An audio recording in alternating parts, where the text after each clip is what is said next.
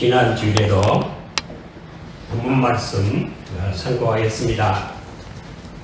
하나님의 불변성에 대해서 상고하는데, 성경에는 하나님이 변하시는 것 같은 그런 말씀들이 많이 있다 했습니다.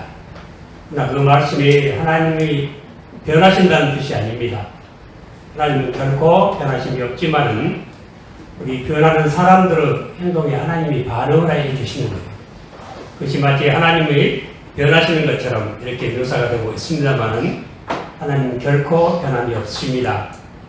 우리가 하나님의 섭리의 결을 따라 행할 때 우리는 평안함을 얻습니다. 하나님의 섭리의 결은 곧 하나님의 율법입니다. 하나님의 율법은 하나님의 본성의 표현이라 했어요. 의지의 표현이 아니고 본성의 표현이에요. 하나님의 본성은 결코 변함이 없습니다.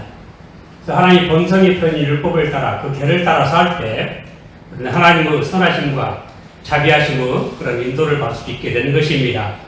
오늘 본문 말씀 그것을 말하고 있고요. 이런 변함이 없는 하나님이 마치 변하신 것처럼 표현된 말씀들, 지난주에는 하나님의 후회도 하시고 또 그리고 뜻을 돌이키시도 하신다, 그런 말씀을 우리가 상고해 보았습니다. 그리고 오늘은 또 두 가지만 또 상고해 보려고 합니다.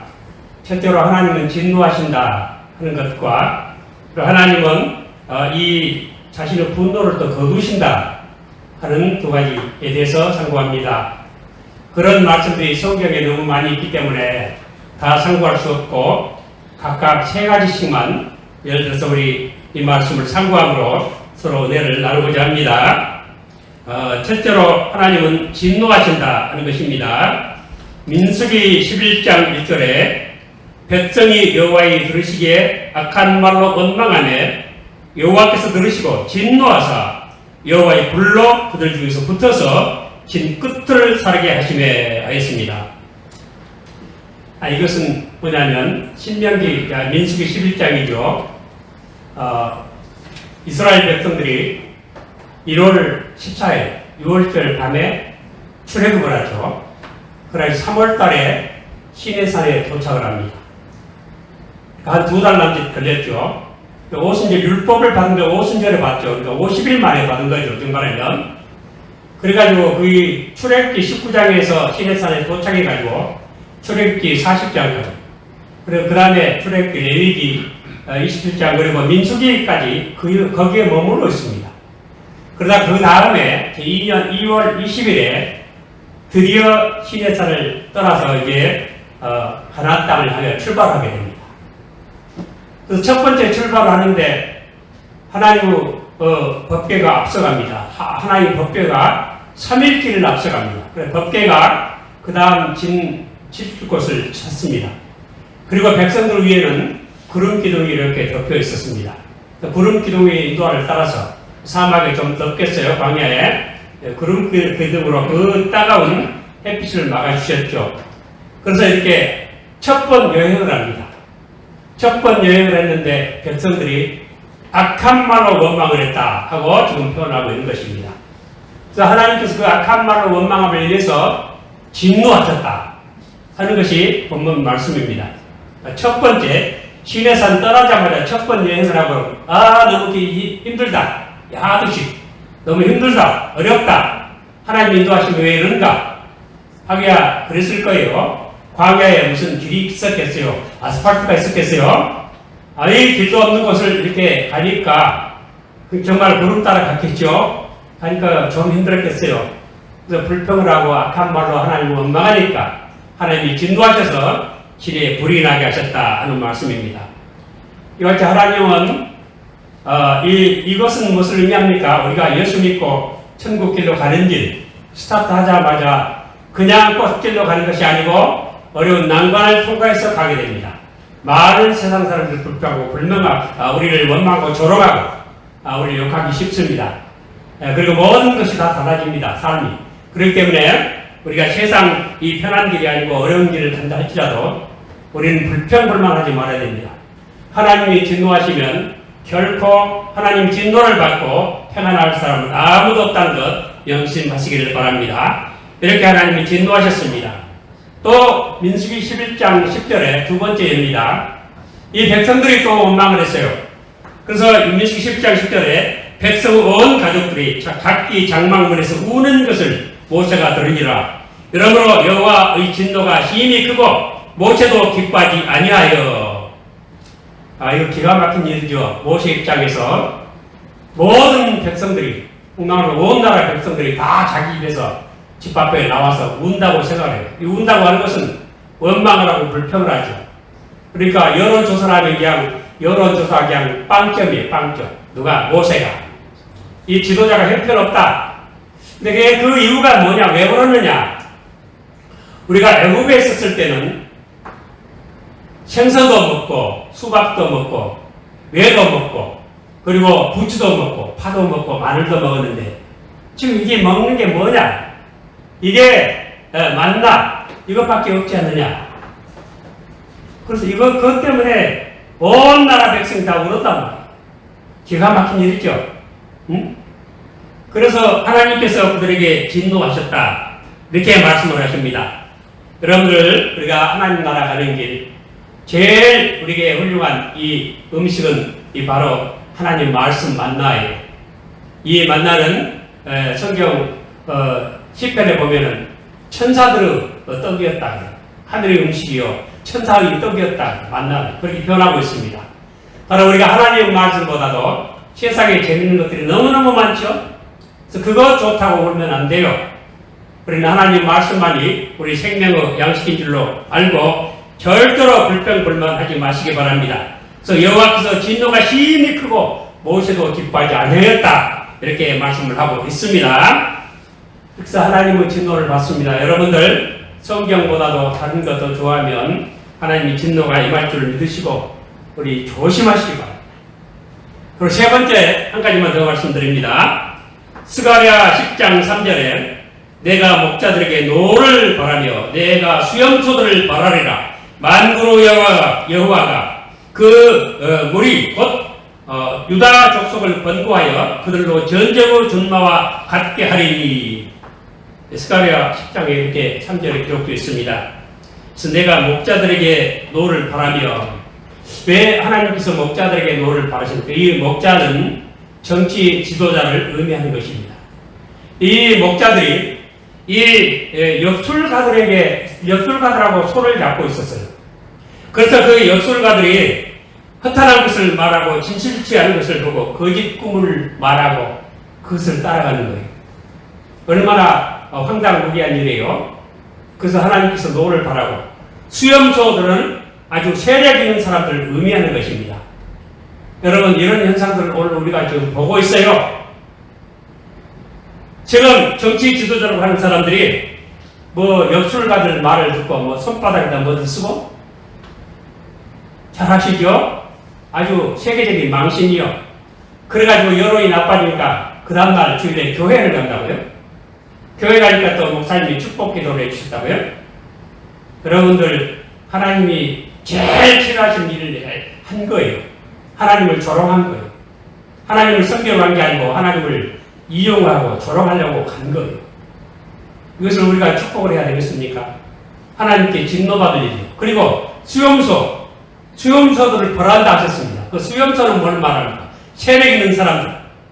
아주 한마디로 보기 좋게 요즘 대장동 사건이라 그러죠? 그런 일. 그래서 50억 클럽이라고. 거기 누가 거기 끼었습니까? 검사들이 주로 많이 끼었죠. 법꾸라지들. 남은 정비하고 내가 하는 것은 죄가 안 된다. 기소할 사람이 없어요. 검사들. 그래서 세력을 갖고 있는 사람들이 50억씩 받아먹었다고. 그런데 엉뚱한 사람에게 지금 혐의를 뒤집어 씌우고 있어요. 하나님은 벌을 하십니다. 하나님은 그런 사람에게 진노하십니다. 그런데 그런 사람들 편을 따라간다고요. 그럴 때 하나님께서는 유다 족속을 권고하여 그들로 전쟁을 준마하게 하리라 말씀하셨습니다. 우리 성도들은 정신 차려서 진리의 싸움을 싸워야 합니다. 그리고 정의감을 고치도록 해야 하겠습니다. 지금 이와 같이 하나님의 진노를 받을 일들이 이 나라에 얼마나 깊이 뿌리가 박혀있는가를 생각하시고 우리 교회로부터 철저하게 회개하고 정신 차려야 되겠습니다. 진실을 따라가고 정의를 따라가야 됩니다. 이것이 하나님의 법이고 이것이 바로 하나님의 성품입니다. 이런 하나님의 성품이 결코 변하지 않습니다. 우리 사람이 따라가지 못하면 우리가 그 벌을 받고 말 것입니다. 그 다음에 하나님은 자신의 분노를 또 거두신다는 말씀도 나옵니다. 이것도 세 가지만 말씀드립니다. 첫째로 신명기 13장 17절에 너는 이 진멸할 물건을 조금도 내 손에 대지 말라. 그리하면 여호와께서 그 진노를 그치시고 너를 긍휼히 여기시고 자비를 더하사 너희 열조에게 행하심 같이 맹시하심 같이 내 수요를 번성케 하실 것이라. 이렇게 기록되어 있습니다. 근데 내가 이 신명기 13장을 읽어보면서 깨닫는 것이 많아요. 그 신명기 13장 뭐냐면 한마디로 거짓 선지자들이 정말이면 적그리스도 세력들이 열을 말하고 꿈을 말하는데 이 사람들 행동에 기사와 위적과 표적이 따라 능력이 나타난다. 그런데 하나님의 진리는 안 맞아요. 능력은 나타나는데 신명기 13장에 그걸 말씀하고 있어요. 왜 그 사람들에게 이적 능력이 이렇게 표적이 나타나는가? 그래서 하나님은 시험이라고 했어요. 하나님께서 나를 더 사랑하는지 아니면 그런 이적 기사를 행하는 그 사람을 사랑하는지 하나님이 시험하시는 것이다.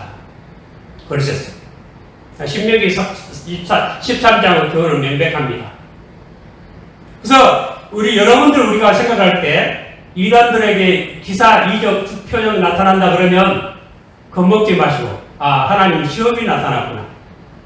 데살로니가전서 2장에 보면은 이 마지막 때는 두 가지 시험이 있어요.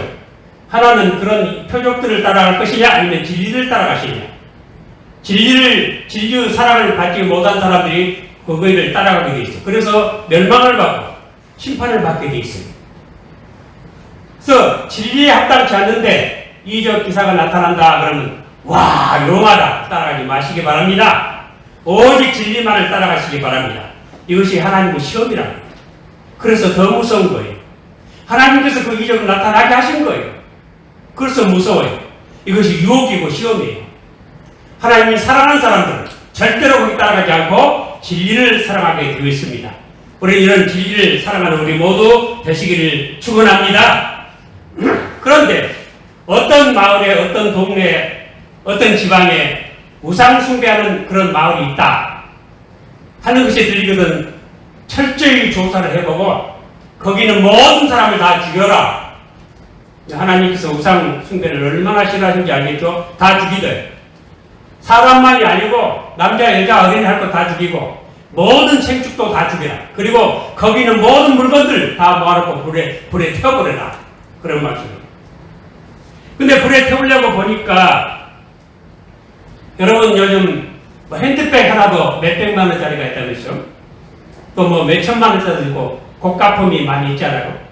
그거 불에 태우기가 아깝잖아요. 어? 불에 태우기 아까워서 살짝 빼 돌린다고요. 여루구성의 아간처럼 그렇게 하지 않고 다 태워버리면 내가 진노를 그치고 긍휼히 여기시고 너희 수요를 번성케 해주시겠다 하는 그런 말씀이에요. 하나님은 철저히 우상숭배를 싫어하시고 우리는 어떤 재물보다도 하나님 말씀을 더 사랑하고 더 귀히 여기는 우리 모두 되실 때 하나님께서 우리 잘못도 용서해 주시고 모든 분노를 다 거두실 줄로 믿으시기를 바랍니다. 두 번째, 하나님이 분노를 거두신 두 번째는 역기야 12장 12절을 말씀드리겠습니다. 르호보암이 스스로 겸비하고 하였고 유다의 선한 일도 있으므로 여호와께서 노를 돌이키사 다 멸하지 아니하셨더라 했습니다. 그 무슨 말씀이냐면 르호보암이 누굽니까? 남왕조 이스라엘 이 남북으로 나눠지죠. 남왕조 초대왕 솔로몬의 아들 초대왕이 르호보암이에요. 르호보암이 이렇게 하나님의 보호를 받고 북쪽에는 이 제사장도 그냥 마음대로 그냥 임으로 세워버리죠. 그냥 수송아지 몇 마디 끌고 오면 다 제사장 그냥 임직이라고 하죠. 남쪽에는 그렇지 않죠. 그러니까 이 북쪽에 있는 제사장들이 다 남쪽으로 내려와요. 그리고 국가 방비를 철저히 합니다. 그래서 이 르호보암이 나라를 견고하게 해요. 그리고 아들도 28명이나 낳고 딸도 60명이나 낳았죠. 나라가 견고해지니까 하나님의 말씀을 버려버려요. 하나님의 말씀을 버리니까 하나님께서 애굽왕 시삭으로 하여금 유다를 침공하게 하십니다. 유다를 침공할 때 그때 선지자 스마야가 나타나서 왕에게 하는 말이 이거예요. 왕이요, 왕이 여호와를 버렸으므로 여호와께서도 왕을 버렸습니다 하는 거예요. 그런데 이 르호보암 왕은 여호와를 버린 게 아니고 여호와 율법을 버렸어요. 근데 선지자는 여호와를 버렸다고 말해요. 그러니까 우리가 하나님 말씀을 버릴 때 그것은 곧 하나님을 버리는 것이다, 그런 뜻이에요. 그렇게 책망을 하니까 르호보암이 그 말을 받아들이고 인정을 하고 여호와는 의로우시다, 이것은 시인이에요. 하나님 맞습니다, 내가 잘못했습니다, 그 뜻이에요. 그리고 겸손하게 회개를 합니다. 그러니까 하나님께서 뜻을 돌이키셔서 다 멸하지는 않고 대충 멸하고 그때 솔로몬 왕은 금방 다 뺏겨버려요. 그때 이렇게 되는 것입니다. 여러분, 이와 같이 우리가 큰 죄를 지었을지라도 겸손하게 회개하며 하나님을 인정하면 하나님께서 우리의 분노를 거두시고 우리에게 다시 회복시켜주는 은혜가 있을 줄로 믿으시기를 바랍니다. 그리고 한 가지만 더 하겠습니다. 예레미야 26장 3절에 그들이 듣고 혹시 각각 그 악한 뜻에서 떠나리라. 그리하면 내가 그들의 악행으로 인하여 재앙을 그들에게 내리려 하던 뜻을 돌이키리라. 이 여호야김 때, 그러니까 이스라엘 여호야김은 18대죠. 여호야김 18대, 19대 여호야김, 그리고 20대 시드기야 때 망하죠. 근데 이 여호야김 때 굉장히 사람이 포악하고 아주 천박스럽고 우상숭배하고 아주 그 인두세를 거둬가지고 세를 많이 거둬가지고 나라는 망해가는데 고대감칠 높은 집 지어놓고 그 왕권을 자랑했죠. 그때 예레미야가 하나님 뜻을, 하나님 말씀 따라가라, 하나님께 순종하라, 그리하면 하나님이 뜻을 돌이키시고 재앙을 내리지 않을 것이다. 만약에 하나님 말씀 듣지 아니하면 하나님께서 이 선을 다 무너뜨리고 바깥이 갈물 당할 것이고 백성들이 아무도 살지 못하게 될 것이다 하고 이런 하나님 말씀을 선포를 합니다. 그럴 때 이 예레미야의 말을 듣고 누가 붕괴하느냐 하면 누가 했을 것 같아요? 묘하게도 제사장과 선지자들이 붕괴해서 이 나라를 저주했다, 저 예레미야가 저주했다, 저 죽어야 마땅하다 하고 예레미야를 체포를 해요. 그리고 예레미야를 죽이려고 누가 그랬다고요? 제사장과 선지자들이 그랬어요. 여러분 생각해 보세요. 제사장 하나님 섬기는 사람들, 선지자도 하나님 말씀 전하는 사람들인데 예레미야가 하나님 말씀 전했다고 죽이려고 잡았다고 체포했다고. 요즘 우리 하나님 말씀 전하는 사람들도 요즘 보니까 이 생각이 들어요. 이 세상을 보고 세상에 따라서 하나님 말씀을 해석하는 사람이 있고 하나님 말씀을 가지고 세상을 해석하는 사람이 있어요. 주위 종들도 그런 것 같아요. 세상에 따라서 하나님 말씀을 이렇게 해석할 때 하나님 말씀 왜곡을 해요. 세상에 맞춰가지고 자기 뜻에 아전인식적으로. 그러나 우리가 하나님 말씀에 의해서 세상을 봐야 돼요. 영원하신 진리의 입각에서 세상을 봐야 되는데 그렇지 않고 반대로 해요. 그래서 이 하나님 세상이 이러니까 말씀도 이렇게 된다, 이렇게 왜곡을 시켜요. 그런 제사장 선지자들이 예레미야를 죽이려고 잡았어요. 그때 재판을 하는데 방백과 장로님들이 그래도 야, 이건 아니지 않느냐, 이것은 하나님의 말씀을 하나님을 대신해서 예언을 했는데 죽여서는 안 된다. 그러면서 백성들을 설득을 시켜요. 그래 백성들도 그 말이 옳습니다, 이렇게 된 거예요. 그럴 때 이 장로들이 뭐라고 말하냐면 우리 히스기야 때를 한번 생각을 해봐. 히스기야 때 사람들이 죄를 지었을 때 그때 모레 사람 미가라는 선지자가 와서 이 나라를 또 그런 식으로 예언을 했다. 우리 하나님 말씀 버리면 정말 시온이 바깥이 갈물 당하고 이 땅에 검이 없게 다 황폐하게 될 것이다. 망한다. 나라 망한다고 했다. 그래서 이 히스기야 왕이 그 사람을 죽였느냐? 아니다.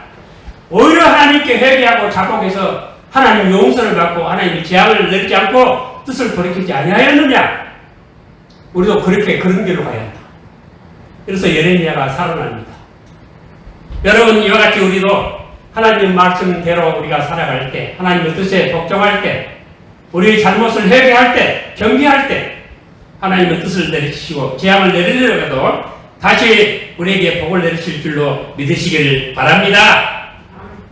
이와 같이 불변하신 하나님께서는 인간들 여러 가지 상황에 대하여 다르게 반응을 하시는 하나님이십니다. 그러나 우리는 이것을 하나님의 불변성이 아닌 것으로 이해해서는 안 될 것입니다. 우리는 이렇게 하나님의 불변성과 관련해서 이렇게 이해했어야 되겠습니까? 하나님 자신은 변하지 않으실지라도 자기 피조물들의 삶과 동행을 하며 그들의 변화에 참여하신다. 이렇게 생각을 하셔야 돼요. 하나님의 섭리의 결을 따라 살지 않으면 하나님께 그들의 변화에 참여해서 그들이 잘못한 대로 갚아주시는 하나님이십니다. 원래 그런 하나님이십니다. 변하신 것이 아닙니다. 하나님은 영원하시지만 시간 속에 들어오실 수 있고 하나님은 측량할 수 없이 크고 광대하시지만 피조물들은 좁은 공간 속에 들어오실 수 있는 것과 같습니다. 태풍이 아무리 사나워도 하늘은 그대로이고 아무리 비가 많이 와도 태양은 그대로인 것 같습니다. 태양은 따뜻하기도 하고 태우기도 하고 생기를 주기도 하고 고통을 주기도 합니다. 그러나 태양은 언제나 태양 그대로입니다. 동전이 한 번은 가격이라고 하고 다른 때는 담보물이라고 불려도 동전은 언제나 그대로입니다. 돈을 우리는 계약금이라고 부를 수도 있고 중도금이라고 부를 수도 있고 잔금이라고 해도 되겠지만 언제나 돈은 돈일 따름인 것입니다. 누군가 기둥을 좌에서 보고 위에서 보고 다 보는 각도가 틀릴지라도 기둥은 기둥입니다. 코끼리를 만지는 장년들이 꼬리를 만져보거나 배를 만져보거나 다리를 만져보고 다르게 평가할지라도 코끼리가 변하는 건 아닌 것입니다. 예술가가 자신의 개념을 시로 쓰듯이 쓰거나 소설로 쓰거나 드라마로 써도 작가는 작가이고 학자가 자신의 사상을 책에 담을지라도 학자는 학자일 따름인 것입니다. 그래서 파스칼은 그런 말을 했습니다. 하나님은 철학자의 하나님이 아니시다. 철학자들은 하나님은 만물의 부동의 원리라 표현을 했습니다. 만물의 부동의 원리입니다. 변함이 없는 원리가 하나님이시다. 그래서 여기서 나온 말이 뭐냐면 하나님은 움직이지 않는다. 부동의 하나님입니다. 여기에서 뭐가 나오냐면 이신론이 나왔습니다. 하나님이 세상을 창조하시고 세상을 떠나고 안 계신다. 그것이 바로 이신론입니다. 이것이 나왔습니다. 여러분, 하나님은 불변하시지만 부동의 하나님 아니십니다. 그래서 피조물들 행위에 반응을 하십니다. 또 우리는 하나님 앞에 바르게, 슬기롭게, 의롭게, 지혜롭게, 깨끗하게, 겸손하게 살아야겠습니다. 그것이 바로 하나님의 섭리의 결을 따라 사는 것입니다. 우리가 이런 하나님의 섭리의 결을 따라 살아갈 때 불변하신 하나님께서 불변하신 사랑으로 영원한 축복으로 생명으로 천국으로 우리 인도해 가실 것입니다. 이와 같이 하나님의 결을 따라 살아가는 우리 모두 되시기를 주님 이름으로 축원을 드립니다.